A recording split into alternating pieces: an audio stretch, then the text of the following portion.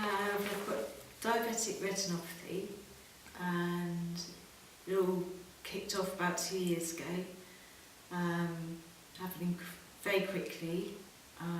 First thing I noticed was just blurriness when I was having hypos, and despite lots of laser, which then triggered off something else, which meant it wasn't working, and my sight loss was getting a lot worse really quickly, and due to hemorrhaging, had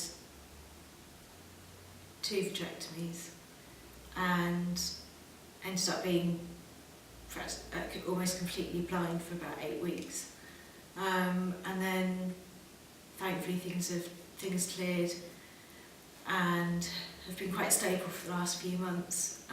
So I've still got sight loss, so everything's quite out of focused, sort of blurred, double vision, very poor peripheral visual and depth perception, and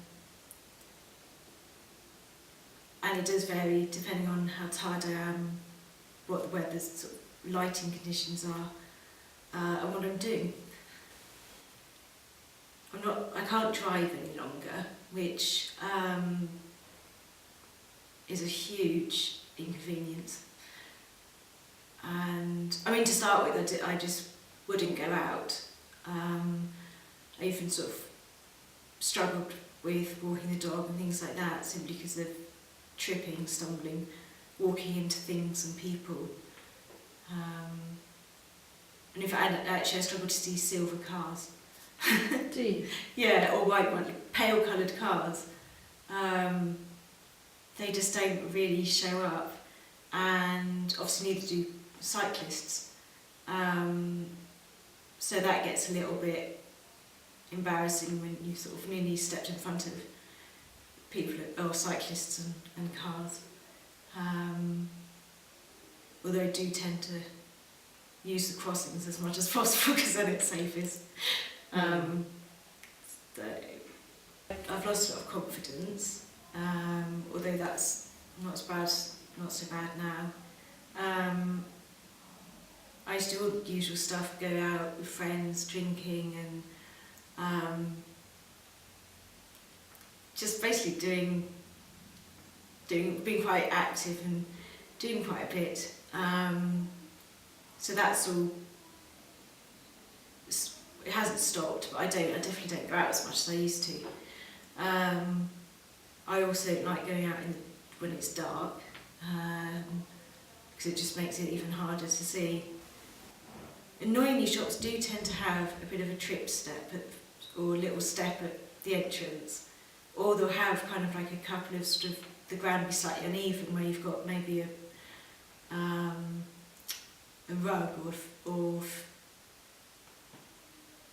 something, just different levels, but they're not big differences, so you kind of don't really notice them. That's always, I always sort of get a bit nervous about those.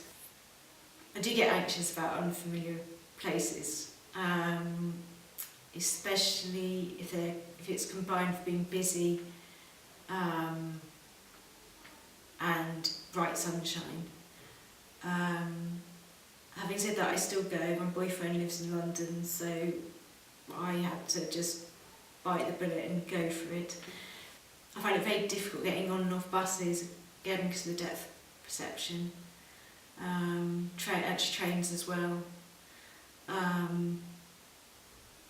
Seeing bus numbers and timetables. Basically all the things that you just take for granted, to be honest, until something happens to your sight. I think so far the support of family and friends, mainly family, and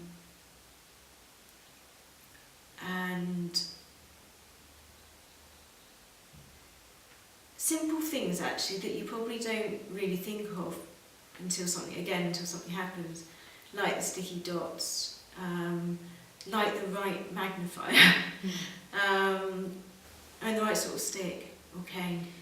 Actually, that's another big one. Yeah.